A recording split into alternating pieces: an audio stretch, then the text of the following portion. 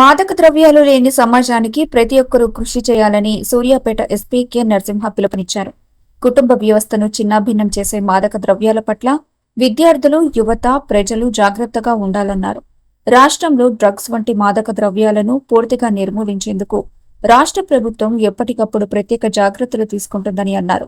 గంజాయి సాగు, రవాణా, వినియోగంపై గిరిజన ప్రాంతాల్లో ప్రత్యేక సదస్సులు ఏర్పాటు చేసి వారికి అవగాహన కలిగిస్తుందన్నారు. యువతలో డ్రగ్స్ వినియోగం, లిక్కర్ వినియోగం వంటివి ఎక్కువయ్యాయని, యువత బంగారు భవిష్యత్తుకు ఆటంకం కలిగించే ఇలాంటి వ్యసనాల పట్ల విద్యార్థులకు, ఉపాధ్యాయులు, తల్లిదండ్రులు అవగాహన కల్పించాలని కోరారు.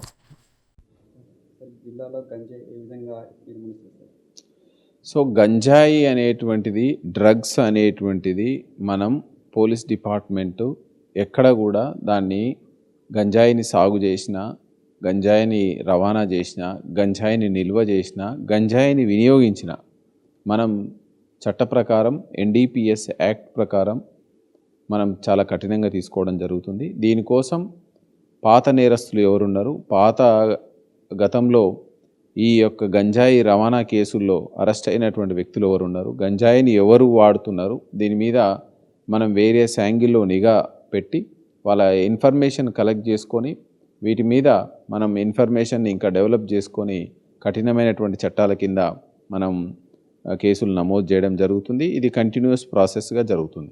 ఇప్పటి వరకు గంజాయి సంబంధించిన కేసులు నమోదు చేశారు మన జిల్లాలో. మనము 2025కు సంబంధించి దాదాపు ఈ సంవత్సరం 12 కేసులు నమోదు చేసినాం. 62 కేజీల గంజాయిని మనం సీజ్ చేయడం జరిగింది. దాదాపు 50 పైచిలకు వ్యక్తులని అరెస్ట్ చేయడం జరిగింది. విద్యాసంస్థల్లో కానీ గ్రామాల్లో కానీ గంజాయి నిర్మూలన, గంజాయిపై విద్యార్థులకి ఏ విధంగా అవగాహన కార్యక్రమం నిర్వహిస్తున్నారు? సో ఈరోజు గంజాయి అనేది మారుమూల గ్రామాలకు కూడా పాకింది.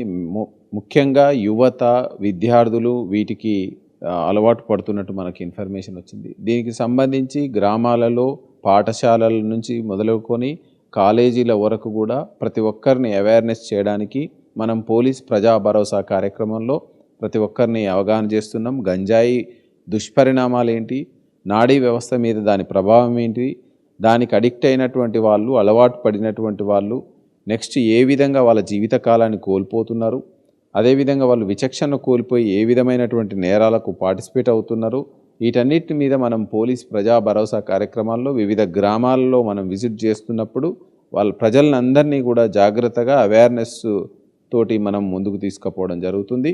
అదేవిధంగా పాఠశాలలు, కళాశాలలో మనం ఈ డ్రగ్స్, యాంటీ డ్రగ్స్ క్లబ్స్ అనేటువంటిది వాటిని మనం విద్యార్థులు, ఉపాధ్యాయులు, మన పోలీస్ సిబ్బందితోటి అక్కడ మనం వీటిని ఒక కమిటీలుగా ఫామ్ చేసుకోవడం, అదేవిధంగా ఆ కమిటీకి వచ్చిన ఇన్ఫర్మేషన్ బేస్గా మనం ఎన్ఫోర్స్ చేయడం జరుగుతుంది.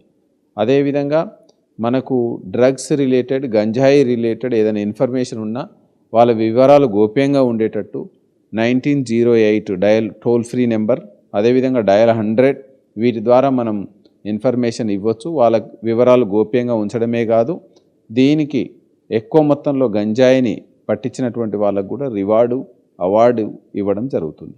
ఇప్పుడు గంజాయికి సంబంధించి యువతకి తల్లిదండ్రులు ఏ విధంగా ఎప్పుడైతే మనం ఇప్పుడు యువతలో ఈ వచ్చినటువంటి సాంకేతిక టెక్నాలజీ మూలంగా యువతలో విపరీతమైనటువంటి పరిణామాలు వస్తున్నాయి. వాళ్ళు సోషల్ మీడియా అడిక్ట్ అయి ఉన్నారు. సోషల్ మీడియాలో కానీ తోటి సమవయస్కులతోటి ఇంటరాక్షన్ కావడం మూలంగానే ఈ గంజాయికి అలవాటు పడ్డ వ్యక్తులతోటి సహచర్యం మూలంగా కానీ ఈ గంజాయి వైపు యువత మొగ్గు చూపుతున్నట్టుంది.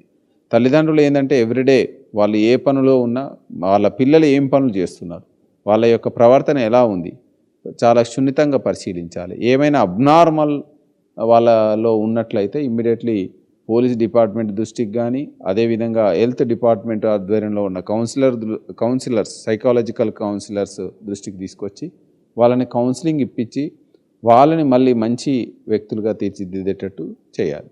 సార్, అదేవిధంగా చూసుకుంటే ఇటీవల సైబర్ నేరాలు అంటే ఇప్పుడు సోషల్ మీడియాలో ఇట్లా ఎస్బీఐ లింక్ కానీ, యూనియన్ బ్యాంక్ లింక్ కానీ తెలియకుండా వస్తుంది. కొంతమంది అవగాహన ఉన్న వాళ్ళు కిక్ చేయట్లేదు, అవగాహన ఏమో కిక్ చేస్తారు. అలాంటప్పుడు వాళ్ళ అకౌంట్ నుంచి అమౌంట్ ఖాళీ అవుతుంది. Already telecom regulatory authority of India, మన భారత ప్రభుత్వం అయితేమి, మన రాష్ట్రంలో ఉన్నటువంటి సైబర్ సెక్యూరిటీ బ్యూరో, అదేవిధంగా మన ప్రతి పోలీస్ స్టేషన్లో సైబర్ వారియర్స్. ఈ విధంగా మనం గ్రౌండ్ స్థాయి నుంచి అదేవిధంగా అప్ లెవెల్ వరకు కూడా ప్రజలని సైబర్ నేరాల బారిన పడకుండా ఉండడానికి అవేర్నెస్ తీసుకొస్తున్నాం. పోలీస్ ప్రజా భరోసాలో కూడా సైబర్ నేరాల గురించి అవగాహన కార్యక్రమాలు. ఈరోజు సైబర్ నేరస్తులు ఏ విధంగా ప్రజలని వలవేసి సైబర్ నేరాల ఉచ్చులోకి లాగుతున్నారు, దీని మూలంగా సామాన్య ప్రజలు ఏ విధంగా సమిధలవుతున్నారు, వాళ్ళ విలువైనటువంటి సంపాదన ఏ విధంగా సైబర్ నేరస్తుల చేతిలో పడుతుంది, దీని గురించి మనం చాలా విశ్లేషణతోటి మనం అవేర్నెస్ తీసుకురావడం జరుగుతుంది. ముఖ్యంగా ఈరోజు తక్కువ పెట్టుబడితోటి ఎక్కువ లాభాలు వస్తాయని, తక్కువ పెట్టుబడికి ఎక్కువ వడ్డీలు వస్తాయని, అదేవిధంగా మీ పేరు మీద గంజాయి కేసు రిపోర్ట్ అయ్యిందని, మీ పేరు మీద డ్రగ్స్ కేసుని రిపోర్ట్ అయ్యిందని, మీ పేరు మీద వేరే రాష్ట్రాలలో పోలీస్ స్టేషన్లో కేసులు నమోదైనాయని, మిమ్మల్ని డిజిటల్ అరెస్ట్ చేస్తున్నామని, మీ యొక్క ఫోన్ నెంబర్ మీద చాలా ఎక్కువ కేసులు నమోదైనాయని, మీ ఆధార్ నెంబర్ మీద కేసులు నమోదైనాయని, మీకు తక్కువ వడ్డీకి లోన్లు ఇప్పిస్తామని, ఎలాంటి పూచికత్తు లేకుండా లోన్లు ఇప్పిస్తామని, మీకు మామూలుగా రివార్డ్ వచ్చిందని, అవార్డు వచ్చిందని, ఇట్లా వేరియస్ రూపంలో నేరస్తులు, సైబర్ నేరస్తులు ఫోన్లు చేసి సామాన్య ప్రజల్ని వాళ్ళ వలలో చిక్కుకునేటట్లు చేస్తున్నారు. అదేవిధంగా ఇదే కాకుండా సోషల్ మీడియాలో వాళ్ళు వివిధ రకాలైనటువంటి అనుమానాస్పద రీతిలో ఉన్నటువంటి లింక్స్ని చేసి, ఆ లింక్స్ని మనం క్లిక్ చేసినట్లయితే మన ఫోన్ మొత్తం వాళ్ళ హ్యాండ్ ఓవర్లోకి వెళ్ళిపోయి ఆ ఫోన్లో ఉన్నటువంటి విలువైనటువంటి డేటా వాళ్ళ చేతిలోకి వెళ్ళిపోతుంది. ఆ డేటాను బేస్ చేసుకొని మళ్ళీ మనల్ని థ్రెట్ చేయడానికి, బెదిరించడానికి, మార్ఫింగ్ చేసి బెదిరించడానికి అవకాశం ఉంది. సో ప్రజలందరూ కూడా వీటి పట్ల జాగ్రత్తతో ఉండాలి. ఎక్కడైతే ఇలాంటి కాల్స్ వచ్చినప్పుడు ఇమ్మీడియట్లీ ఆ కాల్స్ని బ్లాక్ చేసుకోవాలి. అనవసరమైనటువంటి అనుమానాస్పద రీతిలో ఉన్నటువంటి లింక్స్ని అసలు ఓపెనే చేయొద్దు. ఒకవేళ మీరు కానీ మీకు సంబంధించిన వాళ్ళు ఎవరైనా సైబర్ నేరస్తుల వలలో పడ్డట్లయితే వాళ్ళకి సంబంధించినటువంటిది 1930కి కాల్ చేసి ఇమ్మీడియట్లీ రిపోర్ట్ చేసుకోవాలి.